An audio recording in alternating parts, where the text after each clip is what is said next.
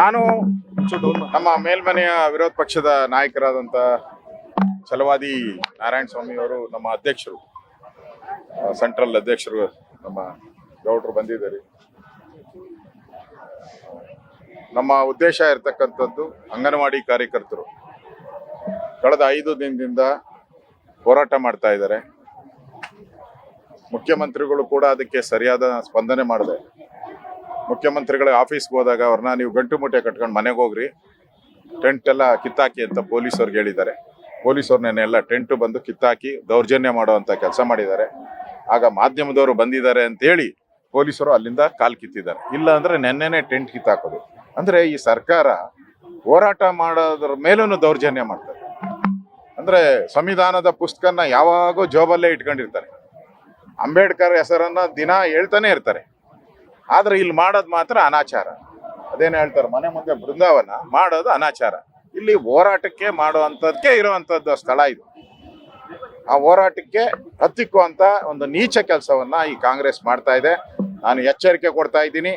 ಏನಾದರೂ ಈ ತರ ಟೆಂಟ್ ಕಿತ್ತಾಕೋದು, ಶಾಮಿಯಾನ ಕಿತ್ತಾಕೋದು, ಅವ್ರಿಗೆ ಕುಡಿಯೋ ನೀರು ಕೊಡದೇ ಇರೋದು, ಟಾಯ್ಲೆಟ್ಗಳನ್ನೆಲ್ಲ ಬೀಗ ಹಾಕಿರೋದು, ಇವೆಲ್ಲ ಏನಾನ ಮಾಡಿದ್ರೆ ನಾನೇ ಇಲ್ಲಿಗೆ ಬರ್ಬೇಕಾಗ್ತೈತೆ. ಹುಷಾರಾಗಿರಿ ಅನ್ನೋ ಎಚ್ಚರಿಕೆಯನ್ನು ಕೂಡ ಸರ್ಕಾರಕ್ಕೆ ನಾನು ಕೊಡ್ತಾ ಇದ್ದೀನಿ. ಇವತ್ತು ನಾವು ಅವರ ಡಿಮ್ಯಾಂಡ್ ಏನಿದೆ, ಅವರ ಬೇಡಿಕೆ ಏನಿದೆ, ಅದಕ್ಕಿಂತ ಮುಖ್ಯವಾಗಿ ಕಾಂಗ್ರೆಸ್ ಅವರೇ ಅನೌನ್ಸ್ ಮಾಡಿಬಿಟ್ಟಿದ್ದಾರೆ ನೋಡಿ. ಇಲ್ಲೇ ಅವ್ರ ಮ್ಯಾನಿಫೆಸ್ಟೋದಲ್ಲಿ ಹೇಳಿದ್ದಾರೆ, ಅವರ ಪ್ರಣಾಳಿಕೆಯಲ್ಲಿ ಹೇಳಿದ್ದಾರೆ 15,000 ಕೊಡ್ತೀರಿ ಅಂತ ಅವ್ರ ಪ್ರಣಾಳಿಕೆಯಲ್ಲೇ ಹೇಳ್ಬಿಟ್ಟಿದ್ದಾರೆ. ಆಮೇಲೆ ಮಿನಿ ಅಂಗನವಾಡಿಯವರಿಗೆ 7ರಿಂದ 10,000 ಕೊಡ್ತೀನಿ ಅಂತ ಹೇಳಿದ್ದಾರೆ.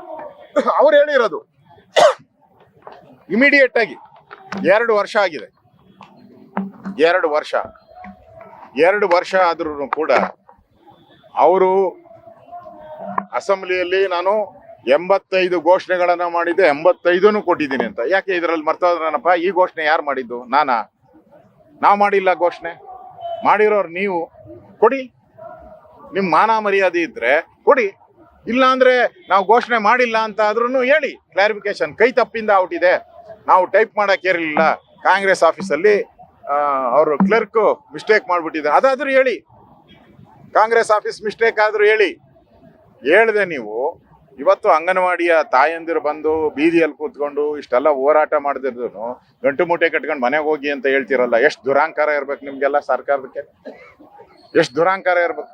ತೆರಿಗೆಗಳ ಮೇಲೆ ತೆರಿಗೆ, ಪೆಟ್ರೋಲು, ಡೀಸೆಲ್ಲು, ಹಾಲು, ಆಲ್ಕೋಹಾಲು, ಏನೇನಾಯ್ತು, ನೀರು ಬೆಲೆ ಏರಿಕೆ ಒಂದ್ ಕಡೆ.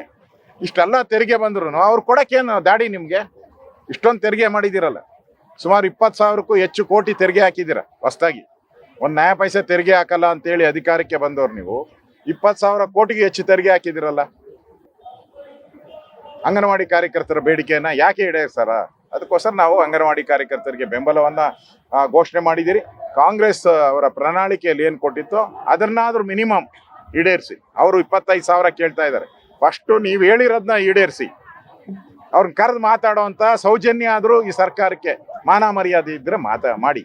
ಇಲ್ಲ ಅಂದ್ರೆ ಗಂಟು ಮೂಟೆ, ಅವ್ರನ್ನ ಗಂಟು ಮೂಟೆ ಕಟ್ಕೊಂಡು ಹೋಗುವಂದ್ರಲ್ಲ, ನಿಮ್ಮನ್ನ ಜನ ಆದಷ್ಟು ಶೀಘ್ರವಾಗಿ ಗಂಟು ಮೂಟೆ ಕಟ್ಟಿಸಿ ನಿಮ್ಮನ್ನ ಕಳಿಸ್ತಾರೆ ಅನ್ನೋ ಎಚ್ಚರಿಕೆಯನ್ನ ಕೊಡ್ತಾ ಇದ್ದಾರೆ.